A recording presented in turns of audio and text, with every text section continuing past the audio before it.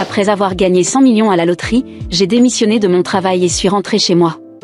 Dès que je suis arrivée à la porte, j'ai entendu la femme de mon frère, Zoé Cook, dire « Maman, je veux acheter un manoir. Parle à Cathy Jones pour qu'elle paie la compte. » Ma mère a répondu « Elle vient juste de finir de payer l'hypothèque de cette maison la semaine dernière. Elle n'a probablement pas d'argent. » Zoé se moqua « Tu as oublié ? Jim l'aime bien. Fais en sorte que Cathy se marie avec lui et ensuite demande-lui $1 million pour payer la compte. » Mon père ajouta « C'est une bonne idée. Ensuite, le manoir sera la maison de mariage de mon petit-fils. » Zoé commenta « D'ailleurs, papa, maman, quand Cathy reviendra, dites-lui de déménager. Mon frère va venir habiter dans sa chambre. » C'était la première fois que j'entendais cette conversation. Je ne m'attendais pas à ce qu'il soit si ingrat. J'ai levé la tête et retenu mes larmes. Je me suis sentie si amère. Le courant d'air dans le couloir m'a fait frissonner. Je suis restée devant la porte pendant un long moment avant de prendre une grande respiration et de l'ouvrir. Je t'ai dit plusieurs fois de faire plus attention en entrant. Mon fils est en train de dormir. N'oublie plus, d'accord ? Zoé me regarda avec mépris, puis se tourna vers mes parents en leur faisant un clin d'œil. Mon père demanda froidement, « Pourquoi es-tu revenu si tôt aujourd'hui ? Tu n'as pas dit que tu allais être payé pour des heures supplémentaires ? » J'ai été renvoyé. Dis-je sans expression, et tout le monde fut surpris. Mon frère, David Jones, fut le premier à réagir. « Quoi ? Pourquoi t'ont-ils renvoyé ? Est-ce parce que tu as énervé Jim Wood en le rejetant ? » Jim Wood était mon supérieur direct. Il était mesquin, rigide et lubrique pendant les années où j'ai travaillé pour lui. La pression était telle que je souffrais d'insomnie fréquente et de perte de cheveux. Chaque fois que je me plaignais auprès de ma famille, il me réprimandait toujours en disant que j'exagérais. Après un moment, j'ai cessé de leur raconter quoi que ce soit. Je ne voulais plus leur parler, alors je me suis tournée vers ma chambre. Mais ma mère m'a arrêtée en entendant que j'étais au chômage. Son visage a immédiatement changé et elle dit directement « Fais tes valises et déménage demain. Le frère de Zoé va venir habiter ici. Pourquoi devrais-je lui laisser ma chambre ? J'ai acheté cette maison. Je ne partirai pas, mon père s'est énervé, qu'est-ce que tu veux dire par là ? Tu dois déménager. » Zoé profita de la situation et ajouta « C'est exact. Ce n'est pas parce que tu as payé la maison que tu en es la propriétaire. Tu vas te marier tôt ou tard et quitter la maison. Je te préviens, n'y pense même pas, David a sorti ma valise de ma chambre et me l'a poussée. C'est déjà décidé. Nous ne faisons que t'informer. Arrête de dire des bêtises et sors d'ici. » Mes parents m'avaient toujours méprisé depuis ma naissance, tandis que David avait l'habitude d'être gentil avec moi. Mais depuis qu'il s'était marié, il avait complètement changé et faisait tout ce que Zoé disait. Zoé avait toujours été froide avec moi et se défoulait sur moi quand elle était de mauvaise humeur. Mes parents et David détournaient toujours le regard et personne n'était jamais de mon côté. Je pensais que nous étions une famille et que si j'étais assez bon avec eux, ils finiraient par changer d'attitude. J'ai travaillé dur pour gagner de l'argent et acheter cette grande maison, mais au final, je suis devenue la personne la plus dispensable. Cette maison est à moi. Je ne déménagerai pas. Après avoir dit cela, j'ai traîné la valise de retour dans ma chambre. J'ai sorti mes vêtements et les ai suspendus à nouveau dans l'armoire, un par un. Zoé, sarcastique, dit « Papa, maman, vous voyez ? Votre fille a tellement grandi qu'elle ne se soucie plus de personne. » Mon père s'est énervé et a essayé de me gifler, mais j'ai attrapé son bras et il n'a pas pu bouger. « Papa, ne sois pas en colère. Dis-moi toujours ce que j'ai dit de mal. » Zoé cria « Tu as complètement tort. C'est la maison des Jones.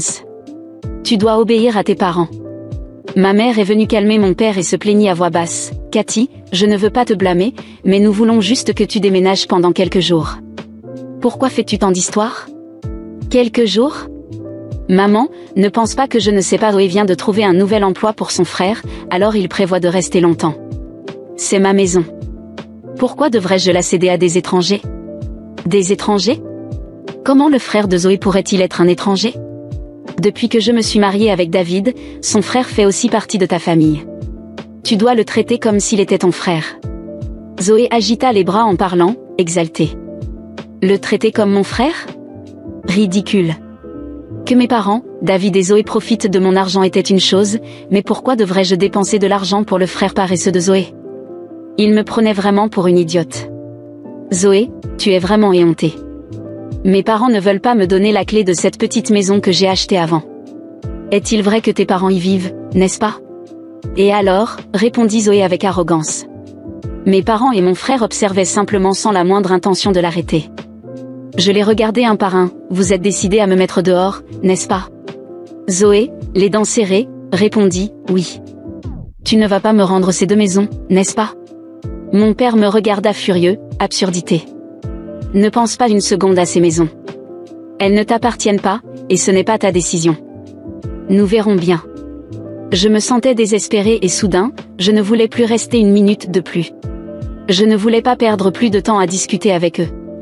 C'était un petit problème qui pourrait être résolu en engageant un avocat. Je n'ai rien emporté avec moi et suis sortie de la maison. Cette valise avait été jetée par David, et les vieux vêtements avaient été donnés par Zoé parce qu'elle ne les voulait plus. Moi non plus, je ne les voulais pas. Je suis allée au meilleur hôtel 5 étoiles de la ville et ai consulté le meilleur avocat.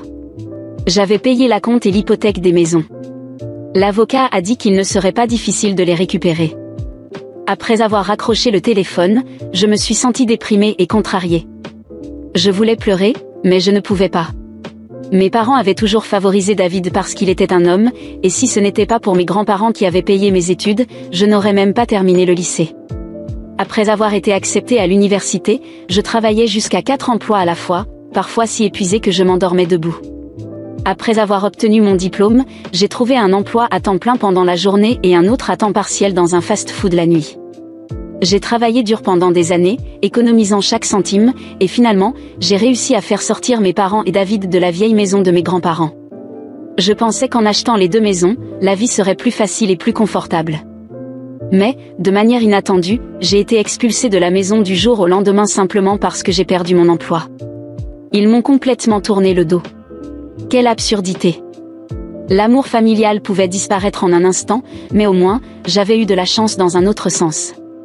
J'ai regardé le solde de mon compte bancaire et je n'ai pas pu m'empêcher de sourire.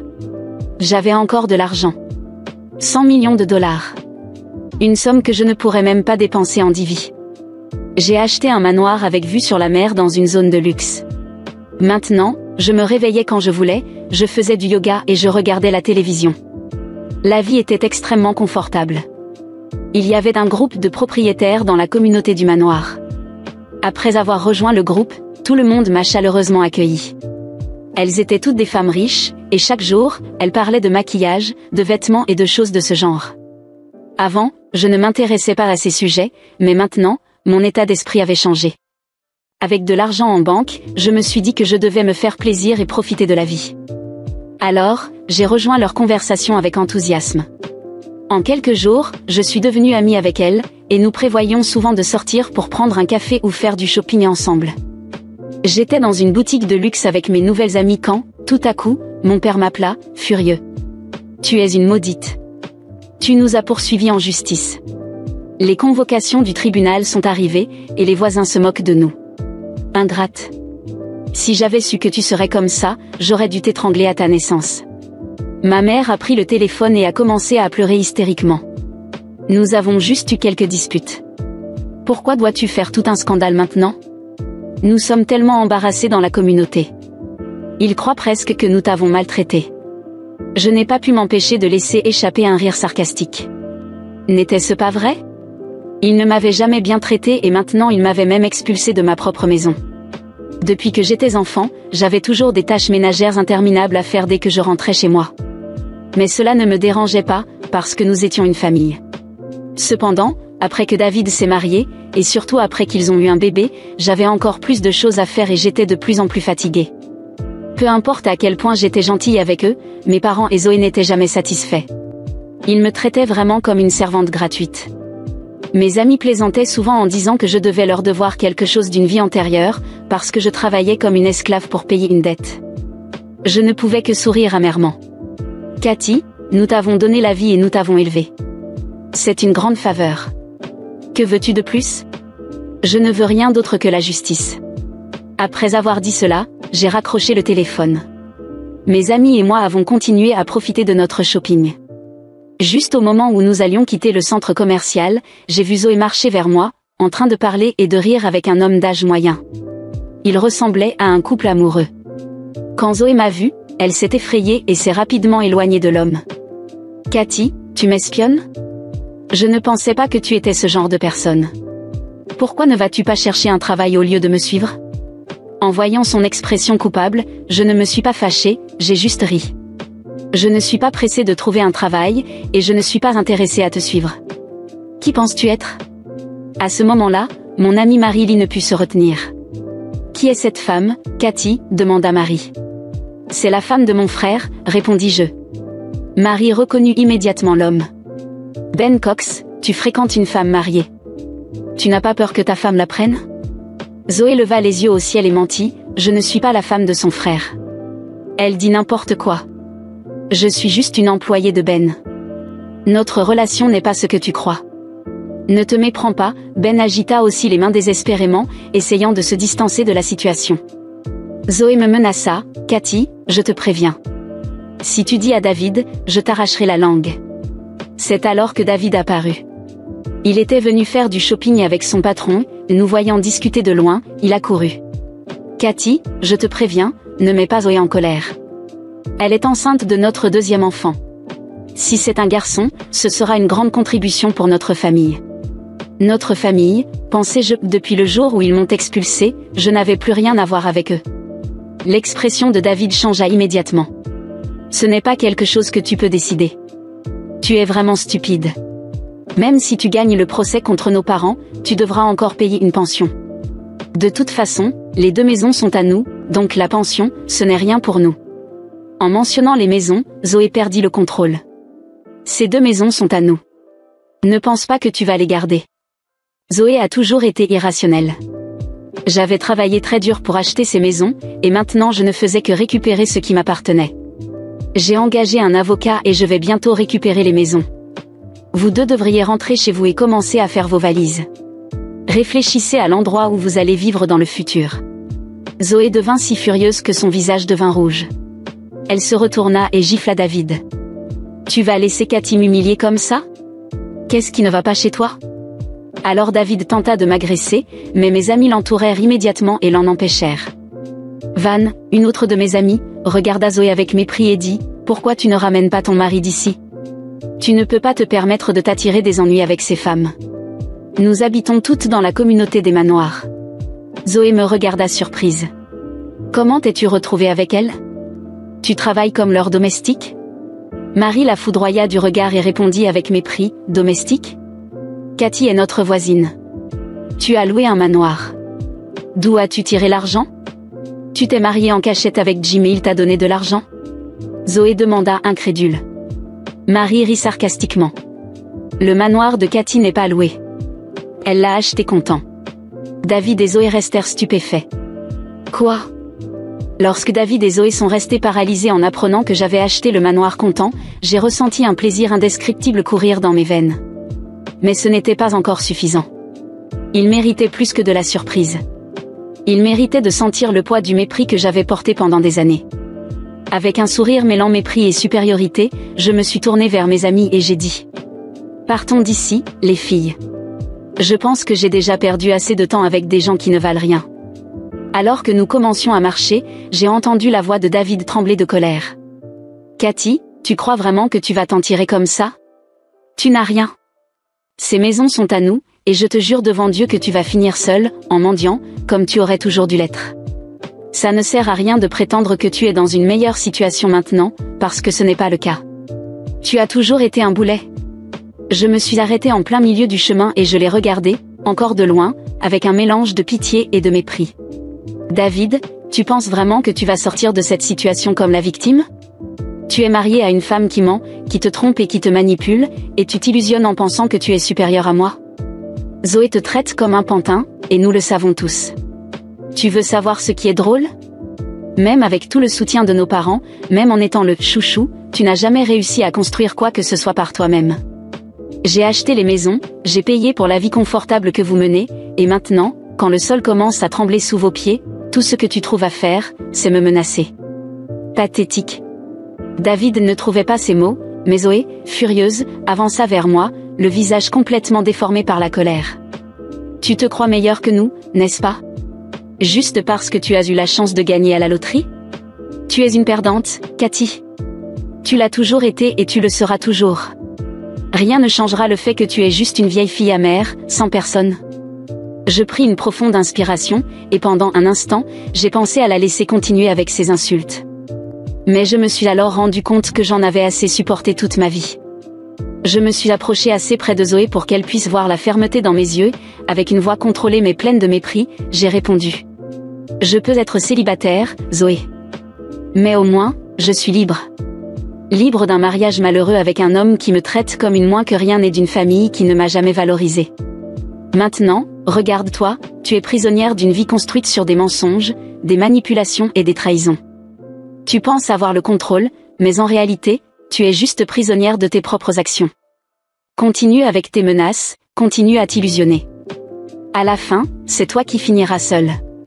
Avant que Zoé ne puisse répliquer, une de mes amies, Marie, s'approcha et posa la main sur mon épaule. Cathy, ne perds pas ton temps avec ces gens. Allons-nous-en. Alors que nous nous éloignions, j'entendis Zoé exploser de rage. Tu vas le regretter, Cathy. Je te jure que je vais te détruire. Je n'ai pas regardé en arrière, mais je me suis tournée vers Marie et j'ai souri. Quel spectacle pathétique. Cette nuit-là, en rentrant chez moi, j'ai ouvert une bouteille de vin et me suis permis de me détendre sur la terrasse de mon nouveau manoir. La brise marine caressait mon visage, et pour la première fois depuis longtemps, je me suis sentie véritablement en paix. Cependant, quelque chose en moi était encore agité. Je savais que la bataille judiciaire serait résolue, que je récupérerais les maisons, mais cela ne suffisait plus. Il devait apprendre, de la manière la plus dure possible, que je n'étais plus la fille naïve qu'il pouvait contrôler. Le lendemain matin, j'ai appelé mon avocat et lui ai demandé d'accélérer les procédures contre mes parents et mon frère. En quelques jours, les convocations étaient arrivées à leur porte, et je les ai vite vus se tortiller sous le poids de la justice. Mais ce n'était que le début. J'ai engagé des détectives privés pour enquêter sur chaque mouvement de Zoé et de David. Je savais que Zoé avait plus à cacher que cette rencontre avec Ben Cox, et je voulais toutes les preuves possibles. Il n'a pas fallu longtemps avant que je reçoive les résultats. Zoé non seulement trompait David avec Ben, mais aussi avec un autre homme, et pire encore, elle détournait de l'argent de leur compte commun pour financer ses propres luxes. Lorsque ces informations me parvinrent, je compris qu'il était temps d'utiliser tout cela contre eux. J'ai organisé un dîner de réconciliation avec ma famille, en envoyant des invitations formelles pour qu'ils me rejoignent dans un restaurant haut de gamme. Je savais qu'ils viendraient, la curiosité et la peur de perdre toute chance de renverser la situation les conduiraient à moi. Le jour du dîner, j'ai mis ma plus belle robe, celle qui respirait le pouvoir et le contrôle, et je me suis préparée pour le spectacle. Lorsque mes parents, David et Zoé sont arrivés, leur visage était tendu, plein d'attente. Zoé semblait particulièrement nerveuse, ce qui m'a seulement fait sourire intérieurement. Ils se sont assis à la table, et j'ai commencé à parler, calmement. J'ai beaucoup réfléchi à tout ce qui s'est passé entre nous. Et je suis arrivée à la conclusion que vous aviez peut-être raison, j'ai peut-être un peu exagéré. J'ai vu le soulagement dans leurs yeux, en particulier dans ceux de Zoé, qui a immédiatement tenté de tirer parti de la situation. Tu vois. Je savais que tu comprendrais, Cathy. Nous sommes une famille, et nous ne devrions pas nous disputer ainsi. Je savais qu'au fond de toi, tu savais ce qui est juste. J'ai presque ri à haute voix, mais je me suis retenue. J'ai regardé directement Zoé dans les yeux, et avec un sourire froid, j'ai fait glisser une enveloppe sur la table. Avant que tu continues, peut-être que tu devrais voir ça. Elle regarda l'enveloppe, hésitante, mais la prit. Alors qu'elle l'ouvrait et parcourait les photos et documents de ses infidélités et détournements d'argent, la panique se lisait sur son visage. David, voyant sa réaction, saisit les photos et les regarda, choqué. « Qu'est-ce que c'est, Zoé ?» Zoé tenta de balbutier quelque chose, mais je l'interrompis, savourant chaque seconde. « Ça, David, c'est la vraie Zoé. Ta femme parfaite, la mère de ton deuxième enfant, qui te trompe avec plusieurs hommes et te vole de l'argent. Maintenant, avant que tu ne penses à l'attaquer, sache que j'ai déjà envoyé une copie de tout cela à ton patron et à tous tes amis. » David devint livide, ses mains tremblaient tandis qu'il laissait tomber les photos sur la table. Zoé, désespérée, commença à pleurer et à supplier, mais plus personne ne lui prêtait attention. Je me suis tournée vers mes parents et ai ajouté. Quant à vous deux, bientôt, vous recevrez une ordonnance judiciaire pour quitter mes maisons. Profitez de ces derniers jours. Je me suis levée de table, jetant l'addition devant eux, et alors que je sortais, le bruit de leur voix en panique et en désespoir résonnait dans le restaurant. Après ma victoire au tribunal et la récupération des 2 maisons, j'ai réalisé qu'il y avait encore plus à faire.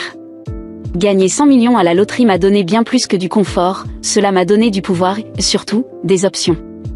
J'ai décidé que récupérer simplement ce qui m'appartenait ne suffisait pas. Il était temps de planifier mon prochain coup. Et rien ne semblait plus gratifiant que d'investir dans l'immobilier. Après tout, dans la ville où j'avais vécu si longtemps, il y avait une demande croissante pour de bonnes propriétés, et j'avais amplement les moyens de saisir cette opportunité. J'ai contacté une agence immobilière de renom dans la région et j'ai commencé à acquérir des biens petit à petit, de manière discrète, sans attirer l'attention. Mon objectif était clair, étendre mon influence sur le marché immobilier local sans que personne ne sache que j'étais derrière ces achats. J'ai acquis des maisons, des appartements et de petits immeubles commerciaux, tous dans des zones valorisées et stratégiques. Chaque nouvel investissement augmentait mon portefeuille, et ma présence sur le marché local grandissait silencieusement. Environ 3 mois après que mes parents ont été forcés de quitter la maison que j'avais récupérée, j'ai reçu une nouvelle qui m'a fait rire seule pendant des heures. Apparemment, ils rencontraient des difficultés financières. Avec David complètement ruiné après le scandale avec Zoé et incapable de les aider, mes parents furent obligés de chercher une nouvelle maison à louer. Parmi toutes les options dans la région, ils s'intéressèrent curieusement à une maison qui était, par hasard, gérée par l'agence immobilière qui s'occupait de mes biens. Mes parents, ignorant à qui appartenait la propriété, signèrent le contrat de location avec l'agence. Et, sans le savoir, ils commencèrent à vivre dans l'une des maisons que j'avais achetées avec une partie des 100 millions que j'avais gagnés. Le destin s'était chargé d'appliquer une vengeance que je n'avais même pas eu besoin de planifier complètement. Lorsque j'ai reçu la notification du premier dépôt de loyer sur mon compte, je n'ai pu m'empêcher de sourire malicieusement.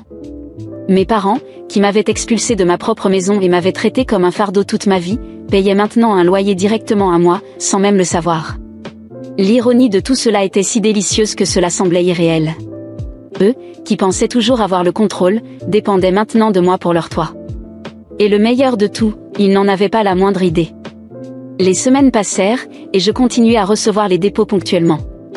Mes autres propriétés généraient également d'excellents revenus, et je me sentais de plus en plus satisfaite. La vie me rendait enfin tout ce que je méritais, et mes parents ne comprenaient même pas à quel point le destin s'était chargé de leur rendre l'appareil. C'était une sensation de justice silencieuse, sans que j'aie à me salir les mains directement. Un jour, je reçus un appel de l'agence immobilière. L'agent, d'une voix polie, m'informa que les locataires d'une de mes maisons, la maison où mes parents habitaient, souhaitaient discuter d'une possible réduction du loyer, invoquant des difficultés financières. C'était la cerise sur le gâteau. Mes parents étaient dans le besoin et avaient besoin d'aide, mais cette fois-ci, c'était moi qui étais aux commandes. J'ai fixé une réunion, sans bien sûr révéler qui j'étais.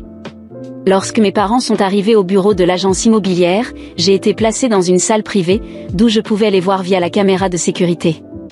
C'était presque surréaliste de voir mes parents assis là, humbles, essayant de négocier. Mon père, qui avait toujours eu une fierté inébranlable, était maintenant tête baissée. Ma mère, qui pleurait hystériquement au téléphone des mois auparavant, parlait maintenant d'un ton suppliant. « Il est vraiment impossible pour nous de payer ce loyer. Le propriétaire ne pourrait-il pas réduire un peu le montant ?» demanda mon père à l'agent, visiblement embarrassé. J'aurais facilement pu accepter, les laisser payer moins, mais pourquoi aurais-je dû leur faciliter les choses? Ils ne m'avaient rien facilité lorsque j'en avais le plus besoin. Non. J'ai décidé que le loyer resterait exactement le même.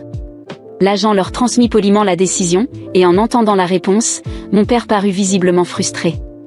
Ma mère commença à pleurer. En voyant cette scène, j'ai ressenti un mélange d'émotions. Une partie de moi avait encore ce vieux désir d'essayer de plaire, d'être vue comme une bonne fille. Mais cette Cathy-là appartenait au passé. Maintenant, j'étais la femme qui prenait des décisions froides et pratiques. Et, à ce moment-là, la bonne décision était de les laisser sentir sur leur propre peau le poids des conséquences de leurs actions. Je suis sortie de la salle silencieusement, sans qu'ils me voient, et je suis retournée dans mon manoir. L'argent continuerait à tomber sur mon compte chaque mois, et même s'ils ne le savaient pas, mes parents étaient maintenant pris dans un cycle dont j'étais la maîtresse. Ils avaient perdu tout pouvoir sur moi, et l'ironie finale était que, tout en pensant être libérés de moi, ils vivaient en réalité sous mon toit. Je les contrôlais, même à distance, et cela m'apportait une sensation de justice silencieuse qu'aucune confrontation n'aurait pu offrir. Le destin, en fait, s'était chargé de la vengeance pour moi, et mon rôle était simplement d'observer.